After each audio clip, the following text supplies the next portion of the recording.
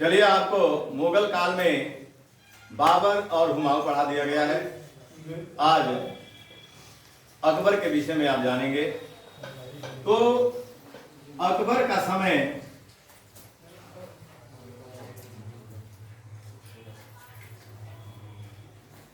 1556 ईस्वी से 1605 ईस्वी तक।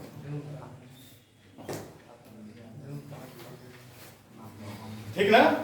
अकबर का समय कितना है? 1556 ईस्वी से 1605 ईस्वी।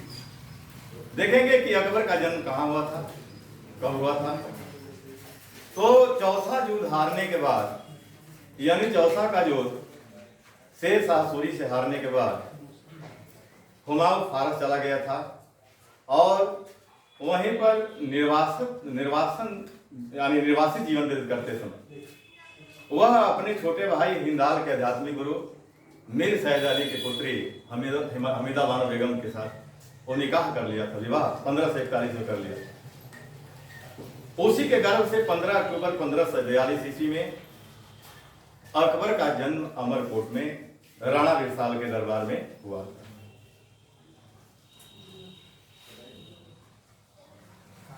बाल्यकाल में ही अकबर गजनी और लाहौर का सूबेदार था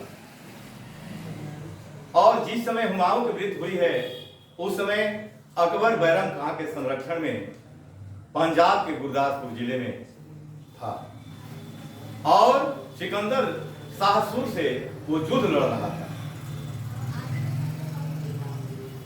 जब वहां उसको सूचना मिली कि हुमायूं की मृत्यु हो गई तो बैरम खां ने अपनी देख रेख में पंजाब के गुरदासपुर जिले में स्थित कलानौर नामक स्थान पर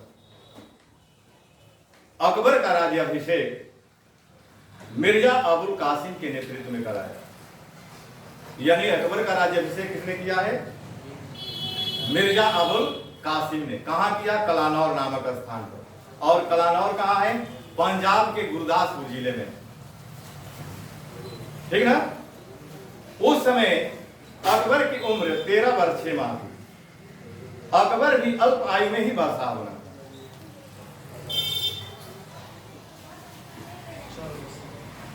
अकबर के लिए सर्वप्रथम संकट मोहम्मद आदिल शाहसूर ने उपस्थित किया था। इसलिए उसे निपटने के लिए अकबर ने बैरम खां को अपना वकील वजीर बनाया, प्रधानमंत्री घोषित किया। ठीक ना?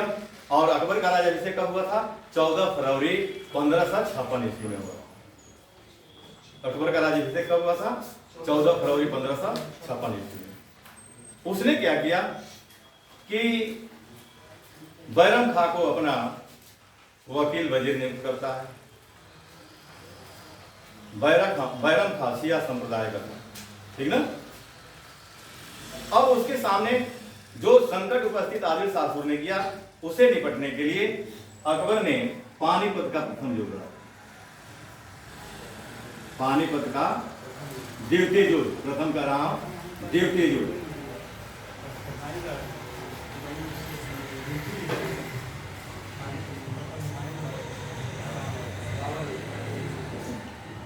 यहां ध्यान देंगे।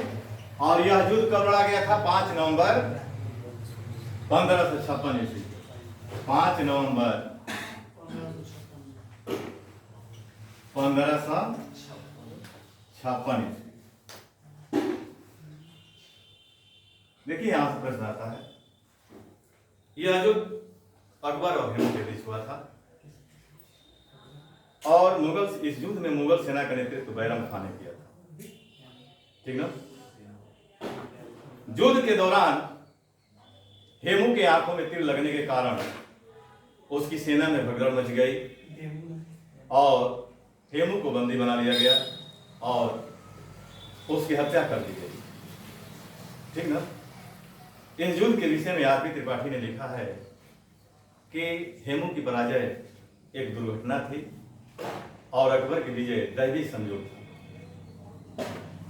थोड़ा हेमू के विषय में आप जानकारी हासिल करेंगे। हेमू जानते हैं वो रेवाड़ी का रहने वाला था। रेवाड़ी कहाँ है? हरियाणा में है और नमक का व्यापारी था।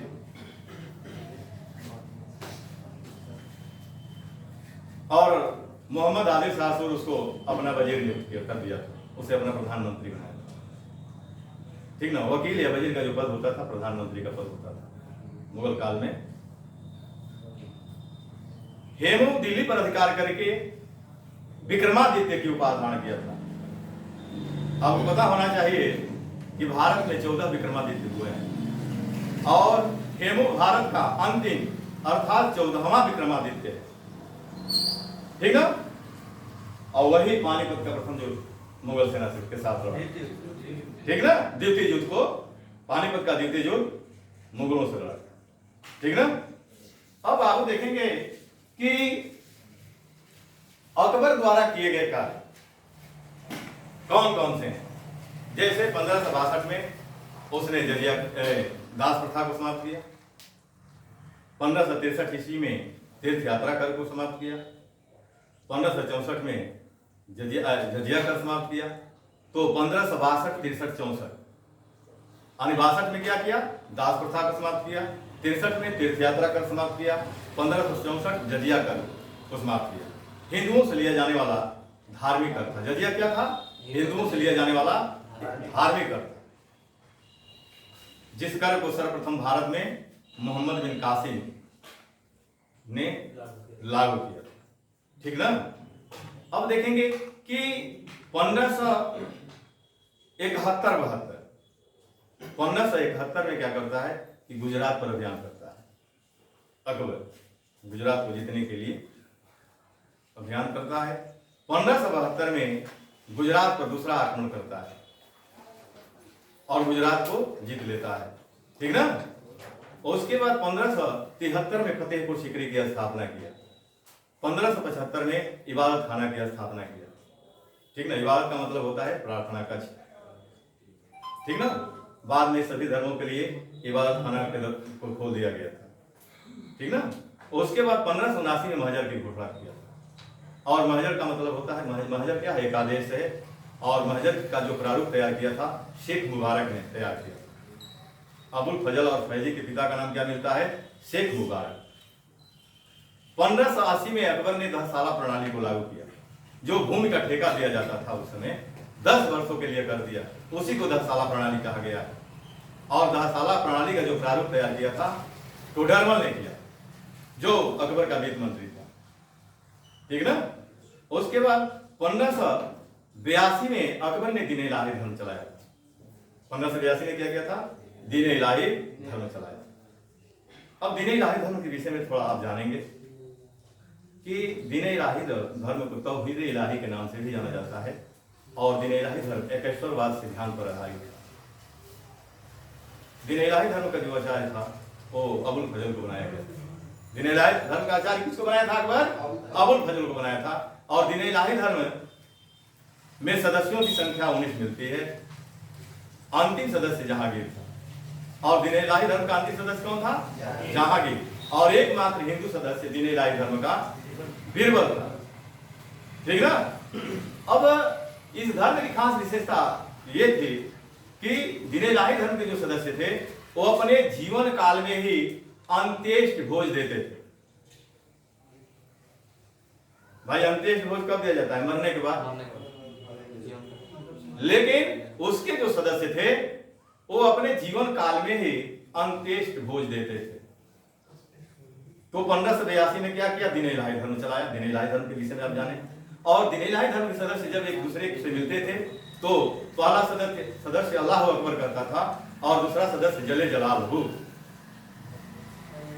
ठीक ना, 1583 ईस्वी में अकबर ने इलाही संवत चलाया। 1585 में अकबर ने लाहौर को अपनी राजधानी बनाया था। अकबर की राजधानियों में फतेहपुर सीकरी राजधानी बनाया था। ठीक ना, जब गुजरात को जीत लेता है तो फतेहपुर सीकरी को राजधानी बनाया। फिर यहाँ से राजधानी लाहौर कब ले गया था, 1585। 1601 ईस्वी में अकबर ने असीरगढ़ की जीत किया। और जब असीरगढ़ की जीत किया था तो उसने स्वर्ण धात में बाज प्रकार की मुद्रा चलाया। एक सोना धात में एक मुद्रा चलाया और उस पर बाज पक्षी को अंकित कराया। 1605 में उसका निधन। ठीक ना, पेचिस रोग से अकबर का निधन हुआ। ठीक ना, किस रोग से मरा था? पेचिस रोग। ठीक ना, तो ये अकबर के विषय में अभी तक यहाँ जो पॉइंट बनते हैं उसको थोड़ा एक बार देख लीजिए। जैसे यहां देखेंगे जन्म, तो जन्म कब हुआ? 15 अक्टूबर 1542 ईस्वी में हुआ। ठीक ना। माता का नाम किया था हमीदा बानो बेगम, हमीदा बानो बेगम। ठीक ना, मीर साहिद अली की पुत्री थी। प्रारंभिक 3 वर्ष अस्करी के संरक्षण में था। किसके संरक्षण में था? अस्करी के संरक्षण में था। ठीक ना।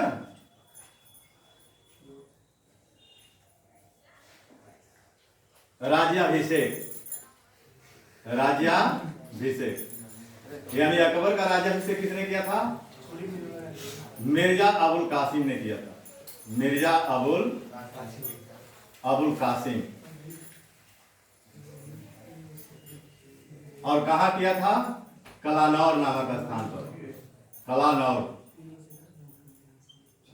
कलानौर में किया था। ठीक ना।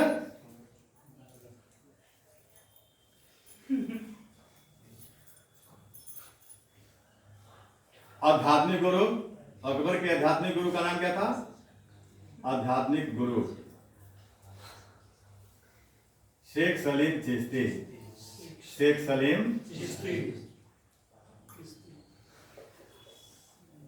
चिश्ती। ये चिश्तिया संप्रदाय के थे और इनकी कुटिया फतेहपुर सीकरी में थी। ठीक ना। अब देखेंगे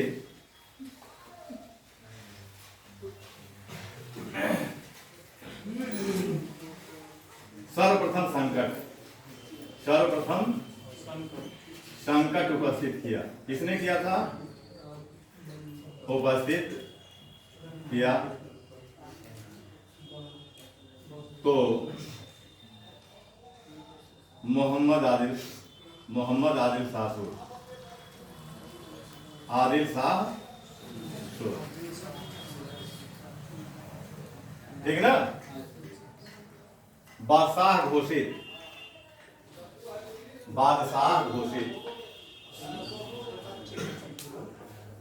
या बादशाह बना। 13 वर्ष 6 माह। उसकी उम्र कितनी थी? 13 वर्ष 6 माह की थी। और बादशाह बनने के बाद वह लाहौर और गजनी का सूबेदार।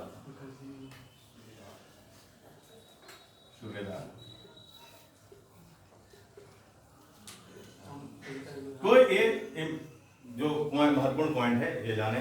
उसके बाद उसके द्वारा किए गए कार्यों में मैंने बताया, उस पर भी एक बार ध्यान दे दीजिए। बिठा देना।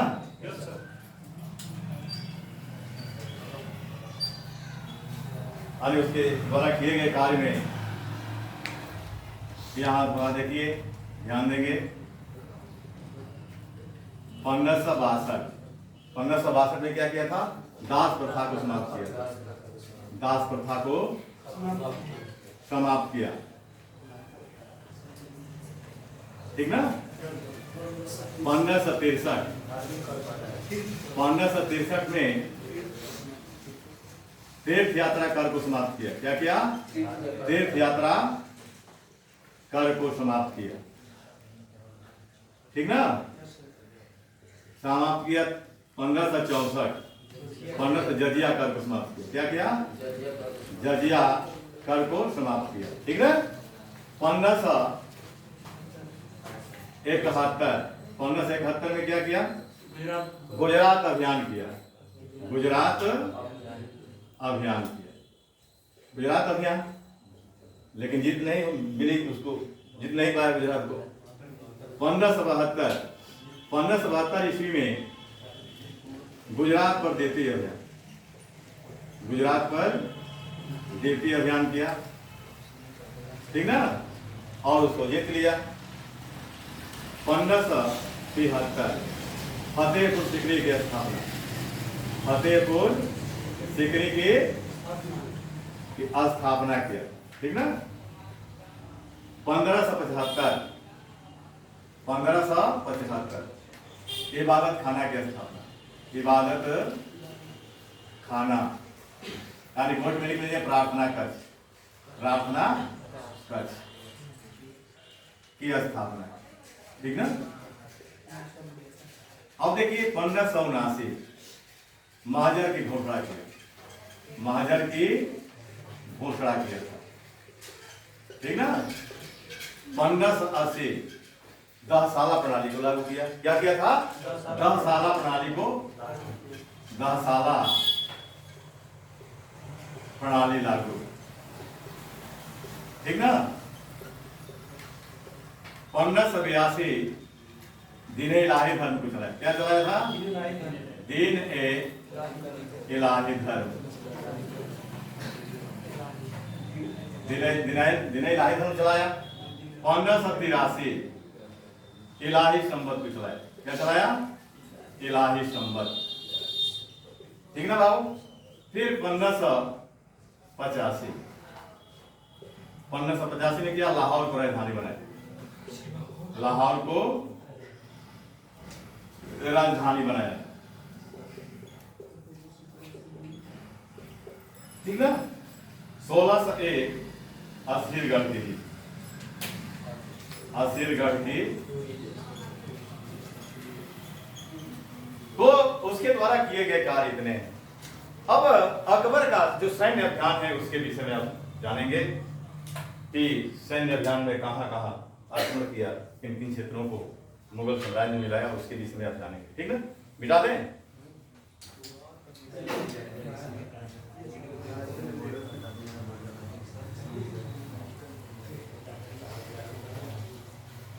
अकबर द्वारा किए गए सैन्य अभियान,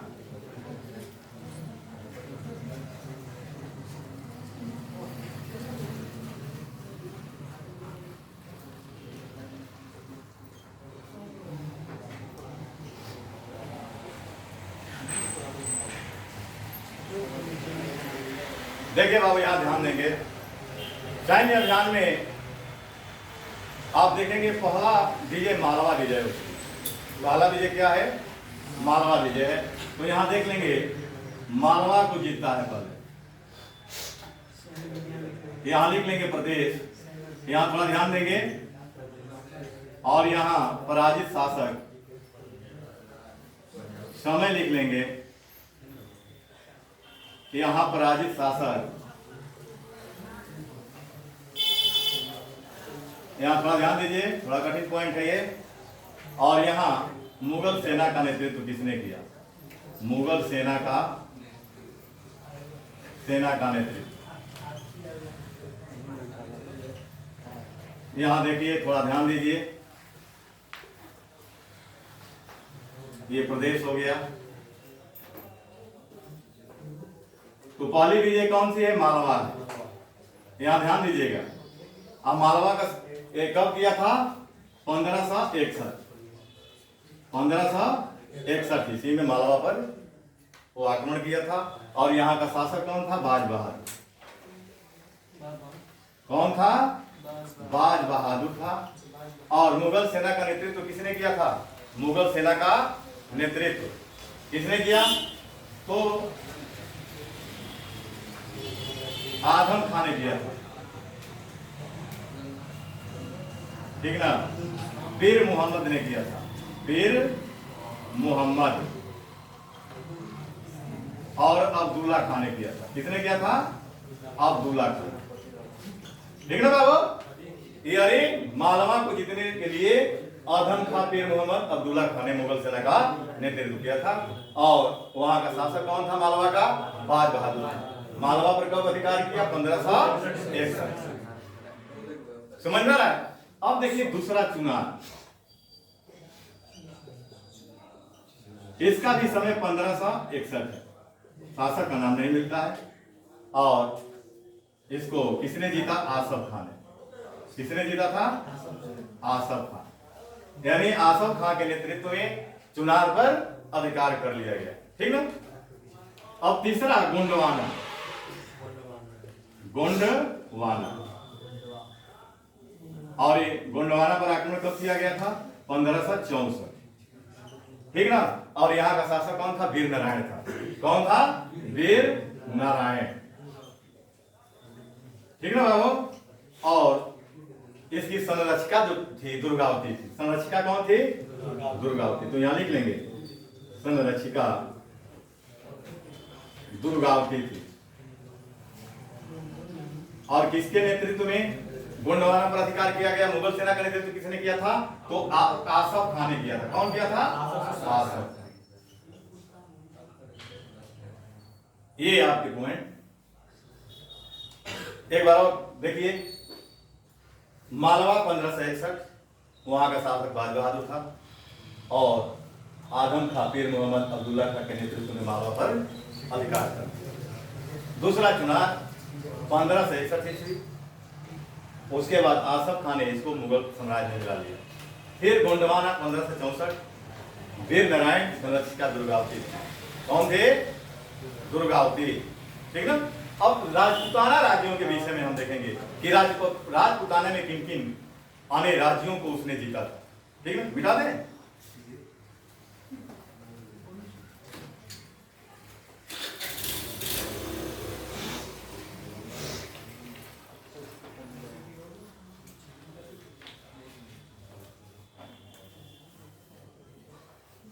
राजशासक हो गए और समय हो गया, और यहाँ राजपूताना राज ना।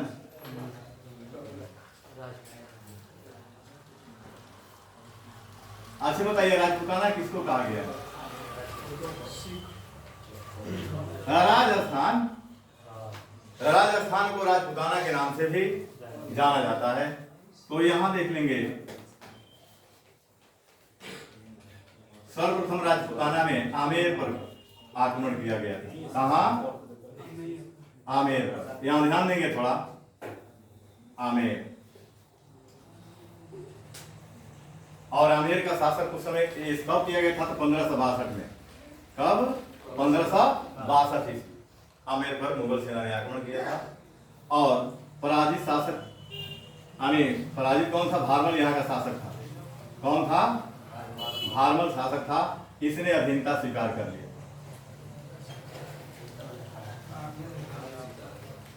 ठीक ना बाबू, ये जानते रहिएगा। उसके बाद मेड़ता है। मेड़ता, और मेड़ता जो है और आक्रमण 1562 में किया गया था। कब? मुगल सेना कब आक्रमण किया था? 1562 में। और यहां जयमल था। कौन था? मेड़ता का शासक कौन था? जयमल था। और शरफुद्दीन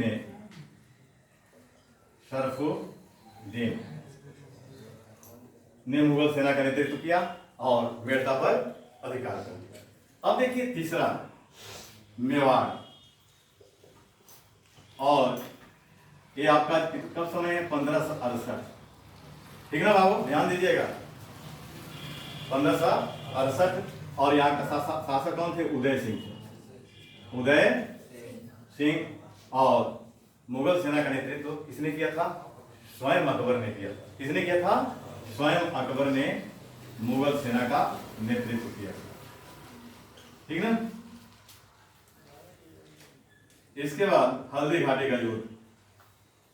हल्दी घाटी का युद्ध है। और कब लड़ा गया था? 1576। और किसके नेतृत्व में लड़ा गया था? भाई राजपूताना में। राजपूताना के बारे में बताया जा रहा है, तो इसमें हल्दी घाटी को भी मैं बता दे रहा हूँ। हल्दी घाटी का युद्ध कब हुआ? लड़ा गया था 1576। और किसके साथ लड़ा गया था? महाराणा प्रताप के साथ। महाराणा प्रताप। और देखिए यहाँ ध्यान दीजिएगा, मुगल सेना का नेतृत्व हल्दी घाटी में किसने किया था? मान सिंह और आसफ खां। मान सिंह और आसफ खां। यहाँ ध्यान दीजिएगा, मान सिंह आसफ था। ठीक ना बाबू। इसके बाद रणथंभौर है, यानी इसके बाद क्या है, रणथंभौर है। और रणथंभौर 1569 रणथंभौर पर कब आक्रमण किया मुगलों ने किया था, 1569 में। और वहां का शासक कौन था? हाँ, सुरजन राय हाड़ा था।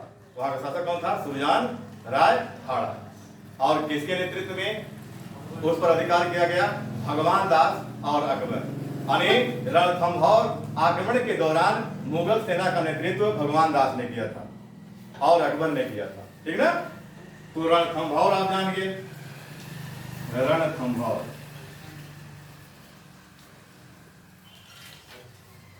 1569 और सुरजान राय हाड़ा था। सुरजान राय हाड़ा, ठीक ना बाबू। और भगवान दास ने नेतृत्व किया था, भगवान दास और अकबर। ठीक ना बाबू। अब आगे देखेंगे कालिंजर।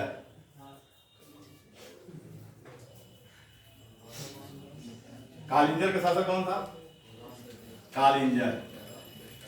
कालिंजर को भी तो धावा बोला था ना, 1569।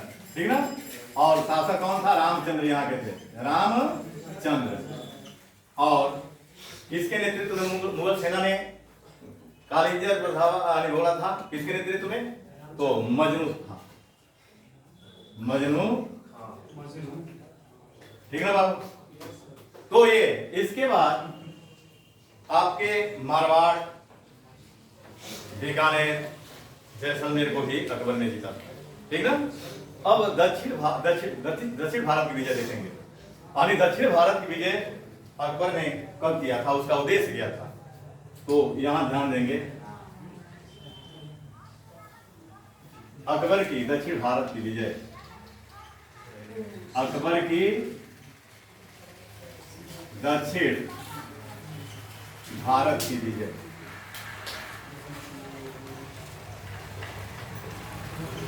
देखिए, सबसे पहले तो ये जानेंगे कि दक्षिण भारत में वो खानदेश, अहमदनगर और असीरगढ़ को जीता था। दक्षिण भारत में 3 क्षेत्रों को जीता था, खानदेश, अहमदनगर और असीरगढ़। इसका उद्देश्य क्या था? दक्षिण भारत का उद्देश्य ये था कि अकबर अखिल भारतीय साम्राज्य की स्थापना करना चाहता था। उसका पहला उद्देश्य था, यानी अखिल भारतीय साम्राज्य की स्थापना करना। और दूसरा, पुर्तगालियों को समुद्र तट तक खदेड़ना, पुर्तगालियों को समुद्र तट तक खदेड़ना उसका दूसरा उद्देश्य था। इसलिए वो दक्षिण भारत पर आक्रमण किया था। समझ में आया ना। तो देख लेंगे कि पहला दक्षिण भारत का जो राज्य था खानदेश, खानदेश पहला क्षेत्र क्या है? खानदेश है। और कब इस पर आक्रमण किया था? 1591। कब? 1591। और यहाँ का शासक कौन था? अली खान। अली खान। इसने अधीनता स्वीकार कर ली, मुगलों की अधीनता स्वीकार कर लिया। और खानदेश को दक्षिण भारत का प्रवेश द्वार कहते हैं, दक्षिण भारत का प्रवेश द्वार, दक्षिण भारत का प्रवेश द्वार कहते हैं। ठीक ना। दूसरा आपका अहमदनगर है।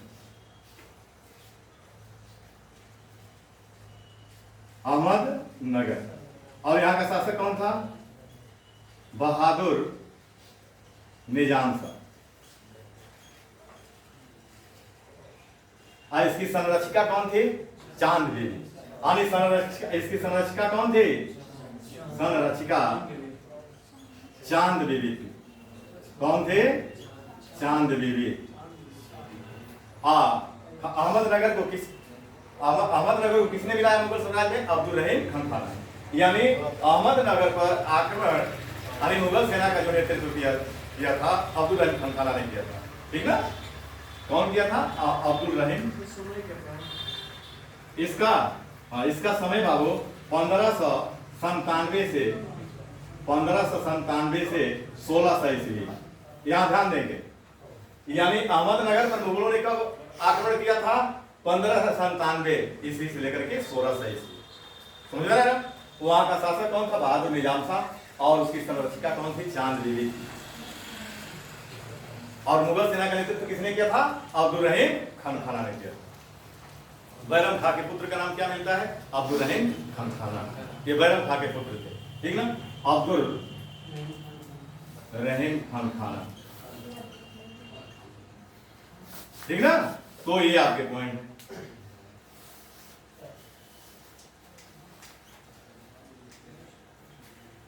अब देखिए अंतिम विजय अकबर की, जो अंतिम विजय थी 1601 असीरगढ़ की है। तो अंतिम विजय असीरगढ़ दक्षिण भारत में ही है, तीसरा दक्षिण भारत का असीरगढ़। कब किया था इस पर आक्रमण? 1601, ठीक ना? शासक यहाँ का कौन था? मीर बहादुर था, मीर बहादुर, ठीक ना? अकबर की अंतिम विजय, यह अकबर की अंतिम विजय, अकबर की अंतिम विजय थी, ठीक है बाबू? इसको जीतने के बाद उसने खुशी में जो है सोने की मुद्रा जारी किया, उसका नाम था बाज प्रकार की मुद्रा। यानी इस खुशी में क्या किया था? एक सोने की मुद्रा, बाज प्रकार की मुद्रा को चलाया था, और उस मुद्रा पर बाज पक्षी को अंकित कराया था। तो आज यहीं तक, फिर कल जो है आगे बढ़ा जाए।